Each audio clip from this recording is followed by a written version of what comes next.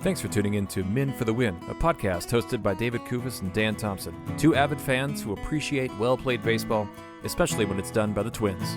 Men for the Win is sponsored by the Grand Group with Edina Realty. Are you looking to purchase a new home in the Twin Cities area? Or perhaps you're trying to sell your current home? Whether you're upsizing or downsizing, the Grand Group with Edina Realty will meet all of your housing needs. Contact the Grand Group by emailing thegran, that's G-R-A-N, group, at edinarealty.com, or call them by phone at 612-817-8751. The Grand Group with Edina Realty, 7-time Minneapolis-St. Paul Magazine Super Agent Award winners.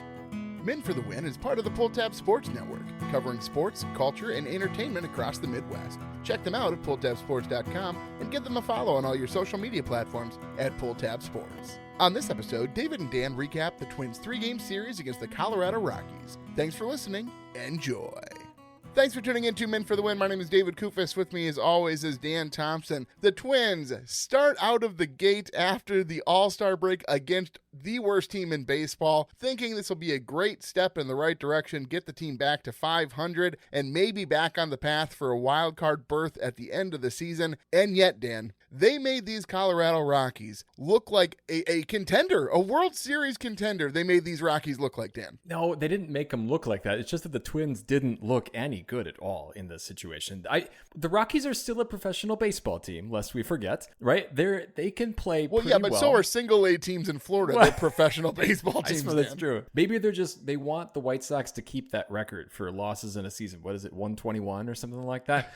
Surely this set the Rockies' pace back just a little bit. I can't believe some of the statistics that came out after they won that second game of the series. We'll talk about that a little bit later, but it wasn't just like one interesting stat about how long it'd been since they won back-to-back games or number of series and whatnot. It was like people kept coming up with the interesting ways you can talk about how embarrassing it is that the Twins lost to the Rockies. Before we get to that, some of the earlier things that happened in the week, because we haven't spoken, David, since, No. I'm back here in Spokane now. So Buxton was in the home run derby and had himself, I think, a pretty good showing, right? So he got through the first round. Second round, he seemed to have run out of gas, but he did have those wonderful moments with his kids. How can you not be romantic about baseball? And he didn't win. Cal Raleigh won. I didn't realize Cal Raleigh won $1 million for winning the home run derby. That has to increase, because remember, the whole reason I like Pete Alonso is because I found out he gave a whole bunch of his home run winnings to charity after that I think it's performance. just $1 million. I think that's all it was. Oh man, that's anyway. I wouldn't mind $1 million, Dan. No, he didn't give any to us, I don't think. By the way, Cal Raleigh's dad was the one throwing him the pitches, which I thought was pretty dang cool. Aww. Did you chuckle a little bit when you saw Tommy Watkins was throwing to Buxton? I was a little surprised, but I mean, maybe Tommy Watkins is better throwing balls, Dan, than he is at sending guys home, I guess would maybe be the rationale here. But I was a little surprised that I assume that Buxton's dad can throw a baseball. So I was a little surprised that wasn't the outcome here. Yeah, but like being able to throw a baseball, I mean, accurate. I don't know how much you've thrown baseballs to your kids, but like my accuracy is not what it could be. I suppose. Like, my children would not want me throwing baseballs to them in the home run derby. There's no way. I suppose. Well, you remember, Dan, pretty famously on this podcast, the last time I threw baseballs to my kids, I hit my youngest. Yeah, he wasn't in the batter's box even, though, so it's really not my... It's his only fault, so really. much. But we should say the big note here that come out of the derby is Buxton's asked about 1,000 times about being on this Twins team that isn't very good. And the reporters are like trying to ask it in like not a very derogatory fashion. But they keep asking him, like, hey, do you think you're going to be traded? And he's like, no, I have a no-trade clause. Minnesota's my home. My family loves it here. So it's nice, and every Twins fan seemed to retweet the same interview clip about Buck saying, I'm a Twin for life. But my goodness, Dan, sometimes you feel bad for the guy. I mean, I love that he's on our team, don't get me wrong, but sometimes it's like, I'm glad that you feel that way, Byron Buxton, but I feel sort of bad for you in this. I think we are just so worried about losing people in Minnesota. But I think Twins have been mostly pretty loyal. I think we just think about Chuck Knobloch leaving and, people wanting to leave for greener pastures and doing better things. So maybe we're just a little bit paranoid. We should also talk about the All-Star game was won on a tiebreak. Basically, each team picked 3 players, and then they each got a set number of pitches. Now I'm forgetting exactly what it was. It was so long ago, David. The NL still comes away with the victory due to Kyle Schwarber, who only hits home runs, I guess. That's all he does. He's a perfect candidate for that. And then just one other thing that came out of the All-Star week, a Twin sale is quote, very likely, according to the commissioner, Manfred. So that, I guess, is encouraging. The Rays just sold recently. And then also Paul Skeens starts. He has a 6-run lead given to him, and he can't even get the win. I'd love that you added that note there. And he was outpitched by Joe Ryan, I would argue here, wasn't he? We'll talk more about Joe Ryan a little bit later here. Last note before we get into the recap. A lot of things happened, Dan, when we don't have a show for a while. But so the Twins had their draft. And again, folks, just so you know, the MLB draft is not the NFL draft. It's not the NBA draft. These guys aren't making an impact as soon as they're drafted, for the most part. There's exceptions, but very, very few and far between. The long and short of it is they took a really good shortstop out of Wake Forest, I guess, to start. And then the other pick of note was Delman Young's nephew, which I thought was pretty funny. And somebody made a comment, I don't know if it was Phil Mackey or it was some show I was listening to that talked about there's no way he's going to stay playing his current position if he fills out like his uncle did. Because remember the whole, like, they have that whole weight requirement in the contract. That's right. Oh, yeah. They didn't try that with other guys. I think like Miguel Sano and some other guys like that. Miguel Sano could have had a long career, Dan, had he been willing to deal with the weight contract, I bet. We should move forward here, though. We have lots to talk about in the series recap. Series recap. Game 1, Dan, Twins lose this one 6-4. Just very disappointing because you're thinking you're going to go against this team that is not a very good baseball team. And as much as I'm going to say bad things about the Twins throughout this series, Dan, the Rockies defense did not play like a team that doesn't play baseball very well. They made every play. It seemed like everywhere they needed to be, they were. Game 3, there's a couple of exceptions to that, but for the most part, Dan, in Game 1, there were a lot of plays made that could have just as easily been hits in any game. Well, Chris Paddock didn't do any favors to the Twins, though, because he was in trouble early and often. He gives up 4 runs in the bottom of the first, and this comes after that defense that you mentioned. Kind of got the Rockies out of trouble in the top. So you're down 4-0 after 1 inning, which is about as deflating as it could be. Rockies add another one in the bottom of the second. So it's 5-0 Rockies. Now, Paddock did settle down, I suppose, after that. And he gives up 8 hits, 2 walks, 5 strikeouts, but a couple home runs do him in. And so the Twins are playing catch up right away. Yeah, it's really frustrating here. So the Twins put 2 on in the top of the first, but again, the Rockies defense is fantastic. And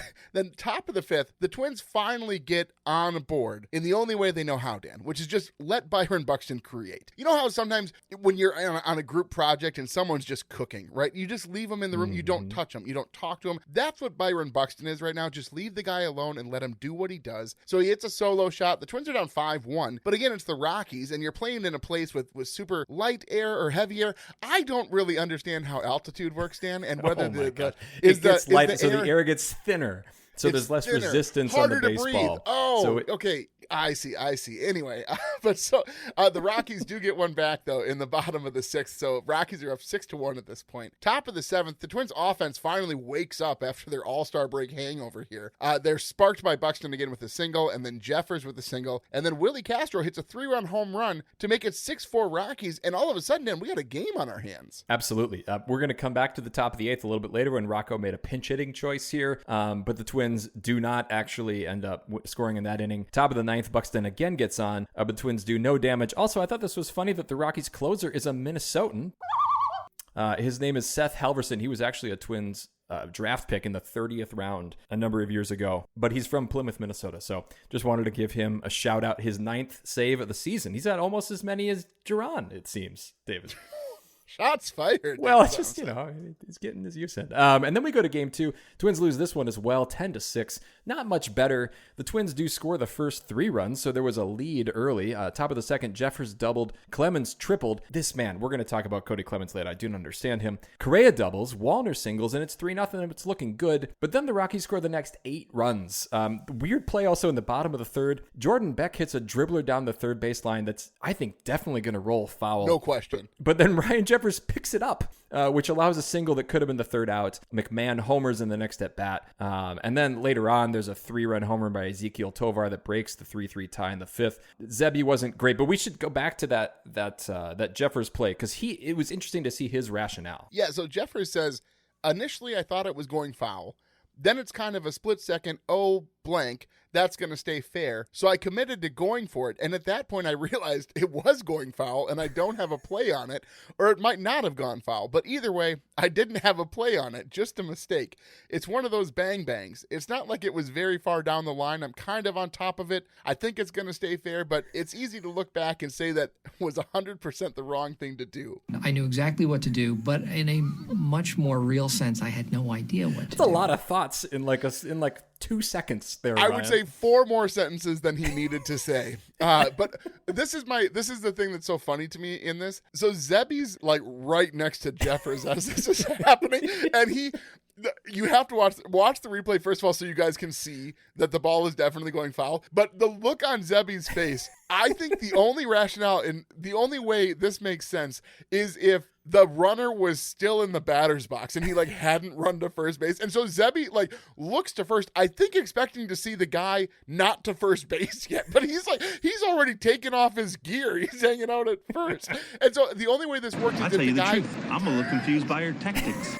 The only way this works is that the guy in the box was Willie Castro, who just sat at home plate waiting for the next pitch. But that's what I think Zebby thought was happening, but that's not what happened, Dan. Really bizarre play. Yeah, and poor Zebby doesn't have the clout, I would think, to like just push Ryan Jeffers out of the way or something like that. Don't touch it. In any case, the Twins, though, somehow kind of get back into this. Top of the 8th, they bring the tying run to the plate after Clemens clears the bases with a double. So Correa comes up with a couple guys on, but then he strikes out. So it's 8-5 at that point. Rockies then added a couple in the bottom of the 8th because, like you said, there was always that feeling that you probably could score some runs if you really got the opportunity. And then the Twins do get a final run in the top of the 9th, but it's a 10-6 final. Antonio Senzatella, the Rockies starting pitcher, came in with a 3-13 record, gets that 4th win, pitched a season-high 7 innings. He only threw 78 pitches. There were a couple innings in there where he threw fewer than 10. And it's like, guys, what are you doing? Well, it helps, Dan, when you get 2 outs on every swing of the bat, which is how the series felt for the Twins. A lot of grounding into double plays in this. So, yes, one of the stats, the Rockies ended a streak of 17 consecutive home series lost. Their first time this season, Dan. Their first time this season winning a series at home. And there were 42,000 fans there. Did the fans, are they dyslexic? Did they see the numbers and they think, oh, no, this team's 75-23? What did they... What are they looking at? They are cooking. Can you imagine that there's people in the stands who actually think that? They're like, the losses are first, right? And they're like in it. They're like, we're going to win it all. It's like soccer, this year, right? man. Where the home team's on the top. That always throws me off. Look at the Loon schedule or something like that. And anyway, it confuses me. I pulled up a Colorado Public Radio article actually that talked about this, and it's a good article that talks about why fans are still going and how Rockies have pretty much a good staying power. The stadium is one of the reasons, right? It's an absolutely beautiful ballpark. But they're actually the 1, 2, 3, 4, 5, 6, 7. Great radio. The 15th most. Sorry, it takes a long time to count to 15 here. They have the 15th most attendance this season. Dodgers are number 1, but they're even higher than Detroit, higher than Seattle. So I don't know. Go figure. People, it's just a beautiful place to watch a baseball game. And I bet the concessions are a decent price, Dan, and that's what it really comes down to. I just kept Let's looking at our receipts from the games we went to, and I'm like, where on earth, how do I spend this much money at the ballpark, Dan? I don't understand it. It's expensive. Anyway, but then there's game 3, and this is a much better game. Twins win this one 7-1. Yeah, Joe Ryan continues to impress. 7 innings pitched, 5 hits, 1 earned run, 11 Ks. The earned run was on a home run, which honestly only allowing 1 in 7 innings of work, given that the way that the air works in that stadium. Again, now I've learned it's light air is the problem that makes the ball fly. Duluth is in North Dakota. Yeah, exactly, Dave. Yeah, I would argue that, Dan, that falls into geography. I think that's still That's under why the I played umbrella that sounder. Right? Yeah, exactly. Yeah, exactly. It works out well. So I just like to be sure that I can limit the number of blind spots I have. So I'm just going to put that weather, like dew point. I don't really know what that is. Humidity, also not really clear on for me. It's all here we go. I have a different one to play here.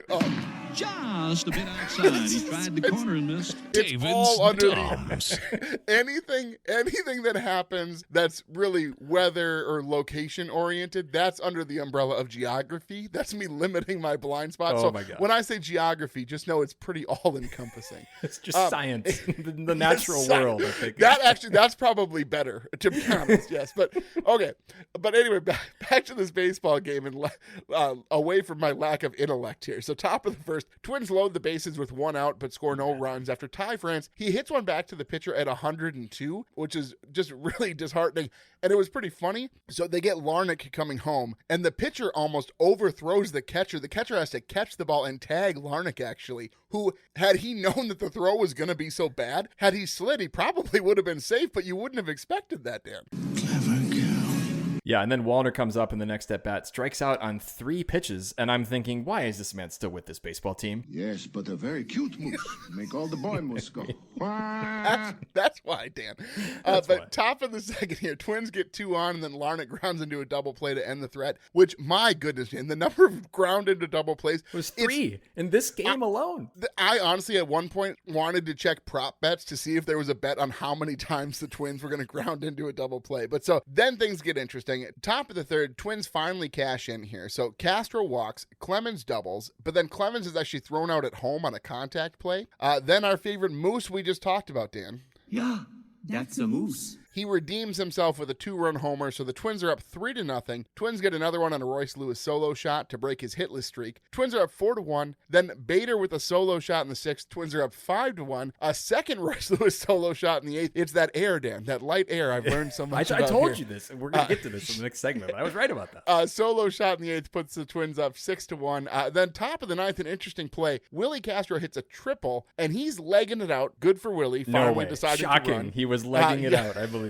Then an errant throw, actually, that ends up out of play sends him home. So with a Little League home run there for Willie Castro, Twins go up 7-1, and that's how it finishes. The Twins do use Jackson Duran. Interesting choice, I'd say, up 7-1, but here we are, Dan. Well, David, they are heading to LA next, and I hope, for everybody's sake, that they packed in their luggage some Duke Cannon product, because Duke Cannon makes high-quality grooming products for hardworking men. Minnesota-based with an all-new look, their clean new packaging features a big D, and it's unmistakable on the shelves. Whether you go for a brick of soap, thick body wash, deodorant, hair care, beard care, cologne, Duke Cannon will have you smelling your best on all those road trips. Look for the Big D at Target, Walmart, Amazon, or DukeCannon.com. Once you try it, you'll be hooked. Work harder, smell better. Duke Cannon. Catch 'em all, Kirby Puckett! Puckett's Picks winner. So frustrating. So frustrating here, Dan. This was fantastic. Dan gets the win with Royce Lewis, who going into Game 3 had no right to win this. So Lewis wins it with 9. I had Correa, who also had 9, but Dan wins it on a tiebreak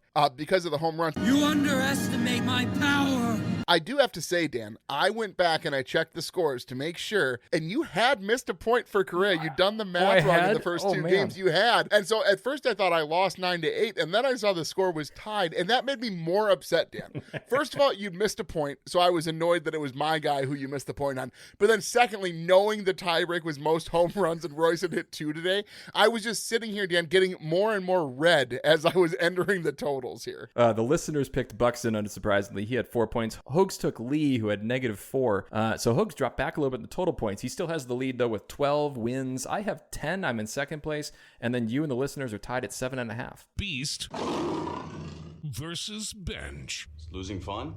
Is losing fun? This is fun, Dan. Neither of us here picked a guy who won Puckett's Picks or tied the leader of Puckett's Picks for us here. I'm going to go with Cody Clemens. Cody Clemens had a huge series. He was batting 4th in the lineup at times. Very confusing. I still don't understand what his contract is. I need to look it up to see, like, is he pre-arb? Like, does he still have years of arbitration with the Twins? No, he's been in the league for like 4 or 5 years. Like, he's just having a renaissance here in Minnesota. Do you think he's our highest value trade chip right now of guys who are on a walk here?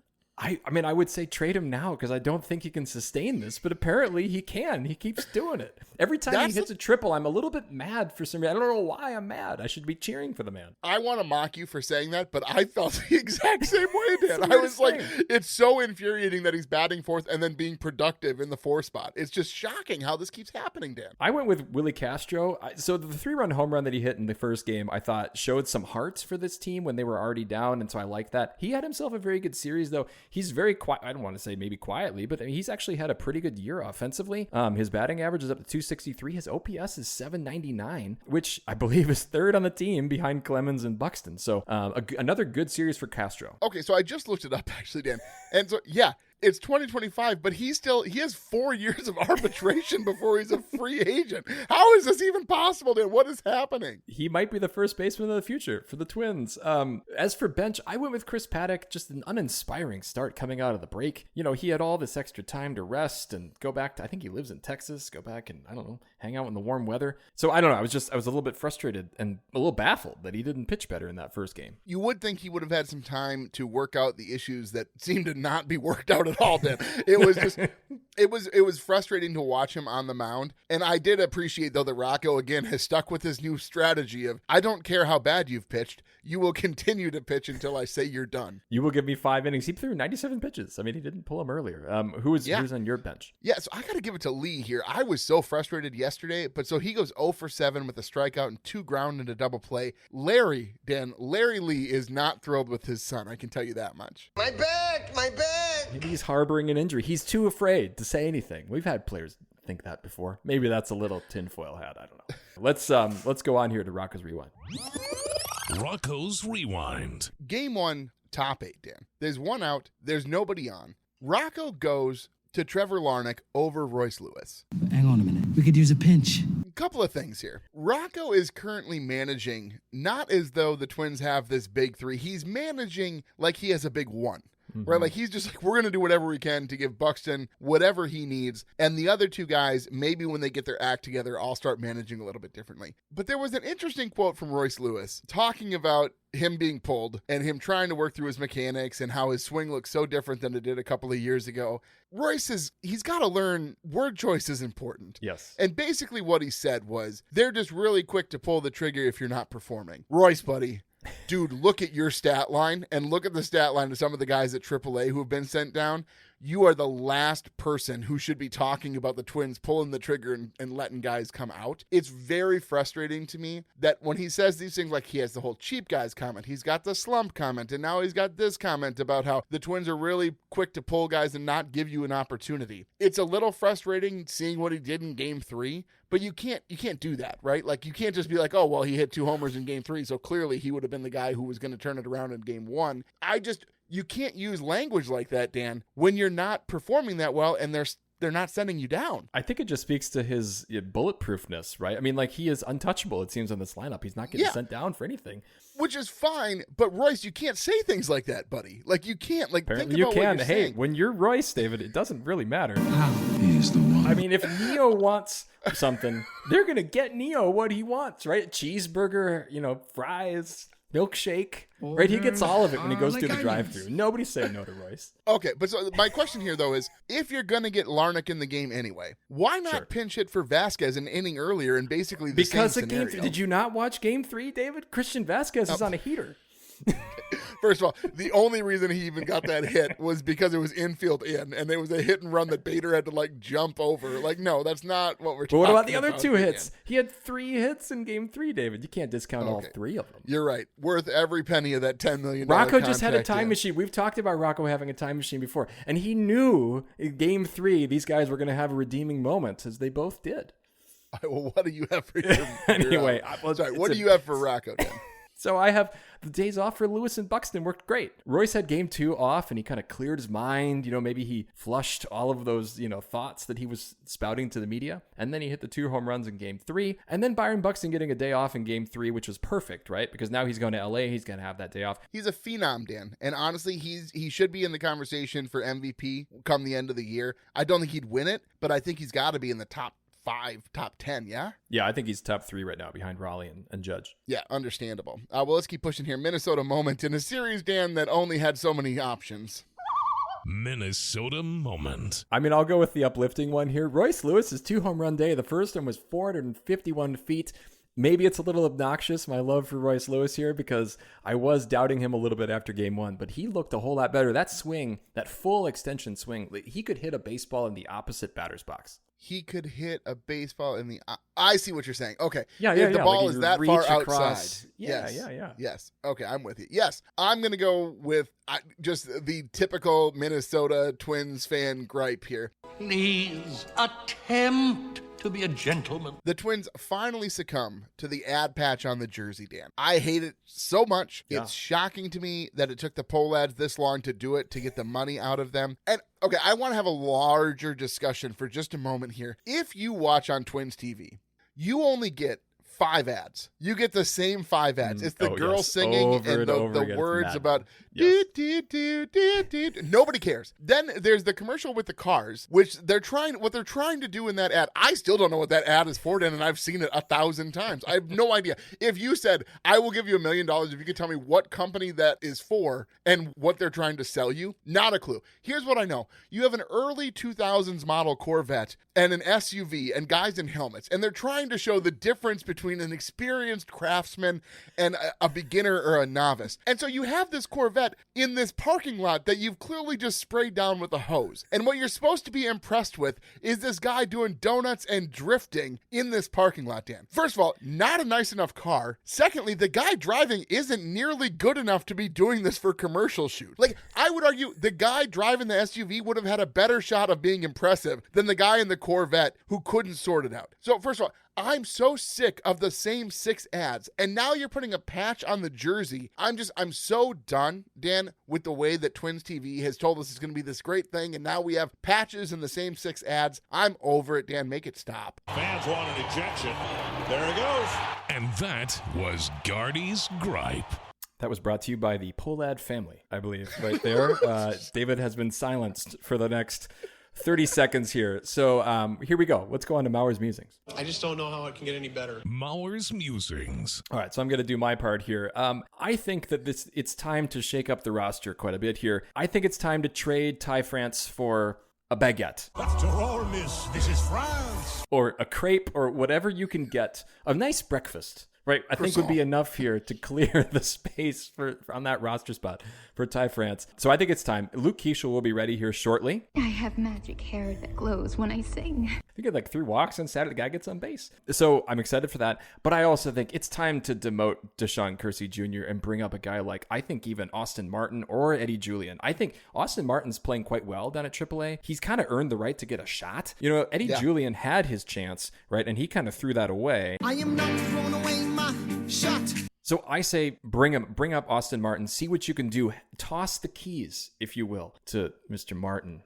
Like the Aston Martin. You've never really made that connection. No, we've tried. Yeah. We should, like, the best way to do that would have like a 007 sounder. That's true. So, like, yeah. Okay. Yeah. Right. And we should note, though, prior to Austin Martin's injury, he'd been fantastic this season. Yeah. And he had earned a call-up, certainly. And I like how you used the sounder for Miranda, but not for Miranda, who also could be called up, Dan. Oh, yeah. Anyway, what do you have here? Joe Ryan on the mound, Dan. He is very good at baseball. I think we've said for a long time that Pablo Lopez is the ace of the staff, and like Joe Ryan and Ober on his heels. Maybe it's recency bias. Maybe it's because Pablo is out sort of, warming his arms. Because my chest is cold and my arms aren't. He's hurt, David. That's what he's doing. He's injured. He's recovering from an injury. Sorry. Ober's struggling clearly because the kids are keeping him up. Where did all these unsupervised children come from? So my question is, Dan, is Joe Ryan not only the ace of the Twin staff, which I would always argue like the ace of the Twin staff when we say that? That doesn't mean that player's an ace. That just means they're the best pitcher on the Twins. It's the Brad Radke effect, right? Like that's Be nice to Brad. That was harsh, Dan Thompson. He had a couple good years. Yeah. So, but my legitimate question is here now. The Eric Milton treatment would be the better response. That's fair. Perhaps. Yeah. So Joe Ryan had a part to play during the All-Star game on the national stage. Can we say right now that Joe Ryan is an actual ace, not just a Minnesota Twins ace? I mean, he did have a really good inning in the All-Star game. So, and he has the chutzpah, the charisma, the character, right? Pick your word. Yeah, I mean, like, he's got the it factor, I think, that sometimes we don't like, but I guess I'd rather have that fire in his belly than nothing, than passivity or something like that. So he's still relatively young. I mean, he's got a great trajectory, and then there's all this chatter externally anyway that the Twins might want to trade him. Now, we don't know how much is actually true about that, but dude, he's the kind he better bring back like 1,000 prospects, because he's honestly, him and Buxton are what the Twins are hanging their hats on right now. Absolutely. And I don't think you get rid of those guys just to barter for the future or something like that. So, no. Anyway, we should go back and look at this and grade it. series grades. It's an F, Dan. 6 ground into double plays, 7 for 25 with runners in scoring position, which is like a 280 clip, which doesn't sound that bad. But then when you look at when they had runners in scoring position, most of those were in game 2 when they didn't really matter. And so you needed people to believe that you could come back and be competitive for the wild card spot. You had to take at least 2 here against a terrible Rockies team, ideally a sweep. But no, you won 1 game, very, very disappointing. And now you get to play the Dodgers, Dan, which we all know is going to be great. This Twins team, though, I wouldn't even be surprised if they go play the Dodgers and they sweep them, and we'd have to be talking about this in 3 days from now, and we're both going to be like, well, no, you're right. It doesn't make any sense.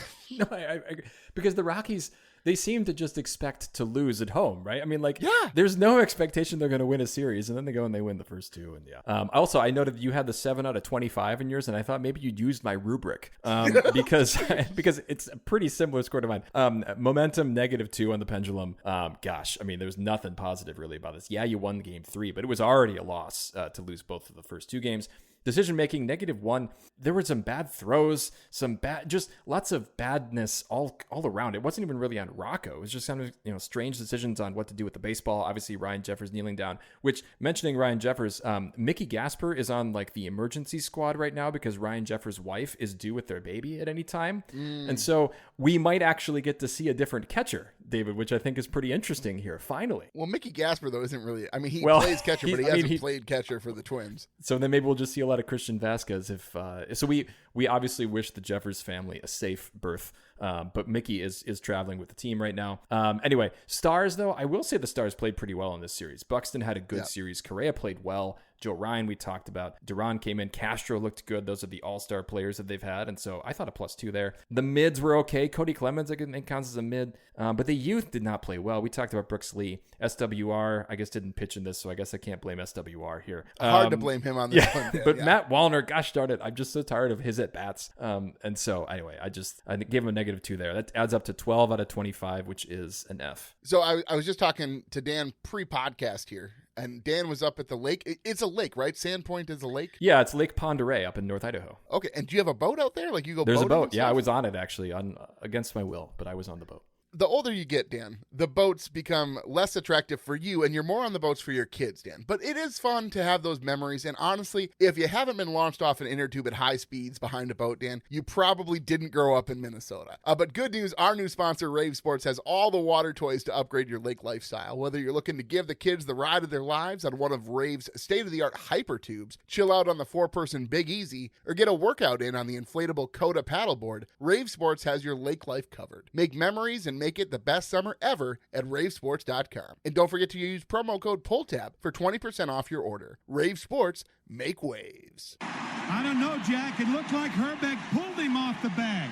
Herbie's headlines. You mentioned Brad Radke, and I know it's not a perfect comparison, Dan, but I would say the trajectory and sort of the perspective of most Twins fans about Brad Radke could very much be ascribed to Kyle Gibson as well. And Kyle Gibson is hanging up the cleats, Dan. He has decided to retire after 13 seasons in the MLB. I think my memory of Kyle Gibson actually is with my son, who was 4 at the time, and I think I've talked about this before, and he got to go down in the dugout before the game, and Kyle Gibson talked to him for the longest time of anybody. So I do have a soft spot in my heart for Kyle Gibson. So good on him, kind of a journeyman guy. I think I read somewhere he'd made like $73 million in his career. So he should be pretty well set, I would think.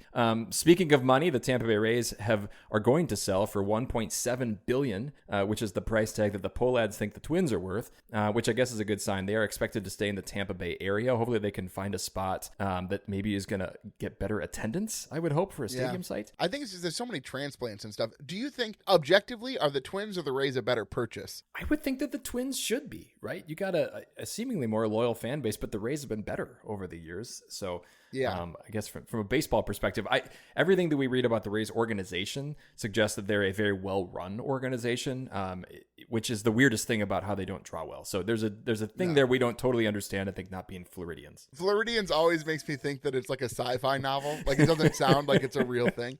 Ooh, the Floridians are coming with their spaceships and things like that. Yeah, exactly. Yeah.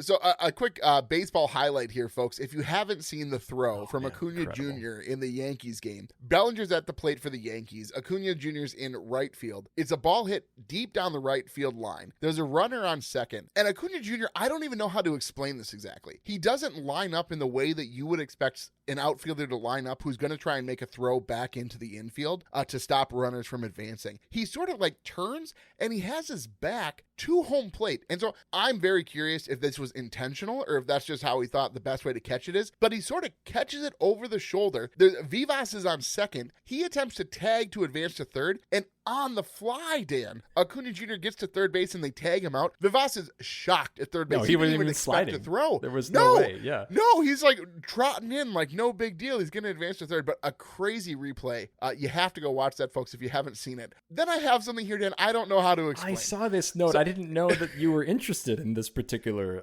organization, group, production. Have you watched Dude Perfect videos No, before? I haven't. I mean, I try to avoid it. It seems so silly. Okay, well, first of all, you're wrong about that. I could be. Dude I could Perfect totally be is wrong, right? Legit. Yeah. So what it is, Dude Perfect got their start doing trick shots and stuff, and then they sort of do this variety show. They do a whole bunch of stuff. I followed their career for years now. Big fan. I love watching them. I'm excited for when my boy gets a little older because I'm sure he'll get into it too. But they keep expanding their reach, and they're trying different things. And I followed these guys, like I said, for a long time. And what their most recent video, Dan, is they're going through this whole guys trying to compete in other sports at high levels. So one of their guys drove a race car, and he drove it in an actual race, and he trained for a long time to get ready for this race. What they did this time is Tyler Toney, who's kind of the lead guy, he's called the Beard in the group or whatever, he's wanted to bull ride for the longest time. Okay, so I'm watching this video. I'm almost tearing up, Dan, because the effort that he's putting in to get ready to ride this bull, and he's riding like a real bull at a real rodeo. This isn't some like practice bull that they use. And I want to point out that the players who we watch on the field, they have dedicated their entire lives to reaching the pinnacle of their sport. And they have to put in hours of the same drill, the same thing over and over again. So when I watch these Dude Perfect shows of guys who are trying to exceed, or not even just exceed, just succeed at all at a level like this, it just really makes me sort of emotional about the effort that these guys put on the field every single time we watch them. How can you not be romantic about baseball? So as much as we criticize guys and there's bad plays in the field, like just know that the respect and admiration I have for the effort it takes for these guys to perform at this level is of the highest order. It's a shame the Twins aren't winning more baseball games. We would be a lot less emotional, I think, about the sport here, David, if we didn't have to remind everybody that we really do like them every time, every series. All right, we should move forward here to a series I'm very excited about, this Dodgers series. And we'll see you tomorrow night. Puckett's Picks. Yeah, so you're going to be there, Dan, yeah? Yeah, so my oldest two boys, we're flying down for games 2 and 3 of this. So we're going to hang out in LA and watch a couple baseball games. Hopefully they can win the games that we're at and win a series. So they are going to pick for the listeners here, actually. So they're picking Buxton because they're excited to hopefully watch Buxton hit a home run to us in the outfield. And then Hogs is picking next. He is actually going with Royce Lewis. He's the one. And that comes to, as we've talked about, you, David, since you lost the tiebreaker. So disappointing. Well, I got to go with my guy, Carlos. I want to build a championship culture. Yeah, that makes a lot of sense. I don't want to pick Clemens. I probably should, but I'm going to pick Willie Castro instead after the good series. And I already tooted his horn earlier, so I'm going to go with him again. We need a sounder for Castro, and this just came to me right now. I think it should be, dude, where's my car? Because like it's always the mental stuff with Castro. It's never the physical, you know? That's not Dude Perfect, though. That's Dude Perfect. No, they're different dude. That's totally a different dude. dudes entirely. All right, I'm going to send us out here, David. Well, folks, if you like what you hear, please tell a friend. You can follow us on X at Min for the Win and find our Min for the Win Facebook and Instagram pages. Make sure you subscribe to the podcast on your favorite platform so you're notified when new episodes are available. And if you'd leave us a rating or a like, we'd greatly appreciate it. If you'd like to support the show further, you can find us on Patreon. The link is in the description. Thank you for listening. And as always, go Twins. That'll wrap up another episode of Min for the Win, a podcast hosted by David Kufis and Dan Thompson, two avid fans who appreciate well-played baseball, especially when it's done by the Twins. Thanks so much for listening, and as always, go Twins.